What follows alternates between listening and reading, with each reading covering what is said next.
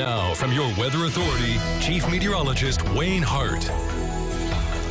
We're in the first wave of this winter storm, which will turn out to be an ice storm for most of us. More snow, though, in our northwestern counties. I'll show you how that's going to break down here in just a moment.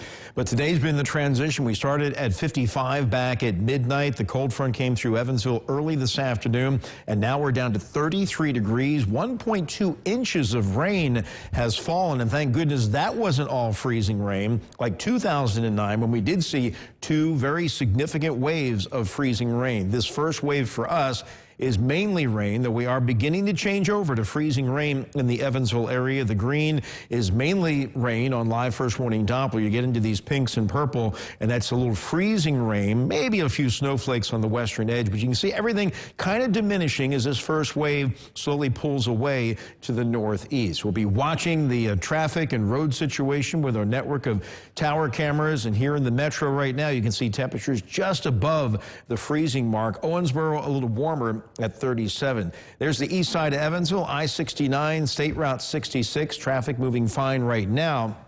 But first, expect the bridges and overpasses to begin to get icy. The road temperatures, because of all the warm air we've had the past couple of days, will take a little longer to allow that ice to develop. But the temperature right now, 33, north-northwest wind at 12, and that freezing line now up to about Morganfield, Princeton. And we'll be pushing through the Evansville area here in the next 30 to 60 minutes into Owensboro, probably between about 8 and 9 o'clock, and then clearing our eastern counties where it's still 44 in Fordsville. That probably sometime towards the midnight hour. So Storm Tracker showing the first wave of the storm pulling away to the northeast, a little bit of a lull for a while, but if we get drizzle, and sometimes you do between these waves, that would ice up the roads also, regardless of it not coming down heavily.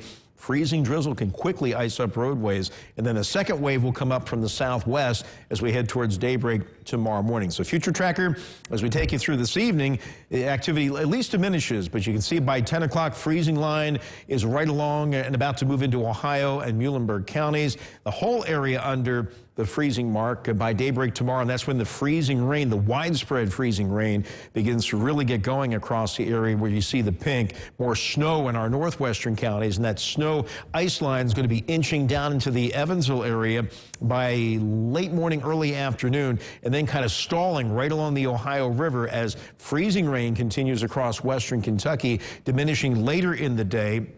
And we'll see that that main wave really begin to fall apart late afternoon, but still some scattered snow tomorrow night into the early morning hours on Friday. So still difficult driving on Friday with some clearing in the afternoon. Temperatures still below freezing all day long, and despite a good deal of sunshine on Saturday, once again, another day with sub-freezing temperatures. Now, in terms of the impacts with this winter storm, where you see the red shading, that's where the greatest impacts will be, mainly across our western Kentucky county. The bullseye perhaps over Hopkins County. This is going to be because of more widespread freezing rain, but the entire area is going to have significant impacts. I've increased the snow amounts north of the river, but it's that purple zone here. We got 1/4 to 1/2 inch of ice, maybe locally 3/4 inches of ice, along with the wind could bring power lines down with tree limbs falling into them. Then on top of that, less than an inch of sleet and snow. In the metro, maybe up to 1/4 inch ice, then 1 to 3 inches of sleet and snow on top of it.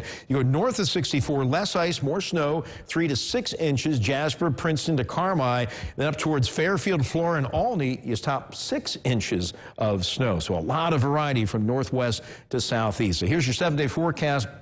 The scattered rain continues to change over to scattered freezing rain tonight, increasing again towards daybreak as temperatures drop into the 20s, and freezing rain tomorrow morning will be diminishing later in the afternoon and mixing with sleet and snow, at least along and north of the river. A few snow showers lingering into Friday morning, then some clearing, but we're below freezing Friday and Saturday. Briefly thaw out on Sunday, back in the freezer again on Monday, but no weather systems to worry about once this one exits later tomorrow night. So expect driving conditions to slowly deteriorate tonight and then be very difficult from start to finish tomorrow. Yeah, a lot of people on Facebook asking why weren't these roads pre-treated? Well, they couldn't be because the rain exactly washed it right off. If we get enough of a lull here this evening, though, I bet they'll be out there at least trying to get some salt down before that main wave comes up later tonight. Let's hope. All right, thank you, Wayne.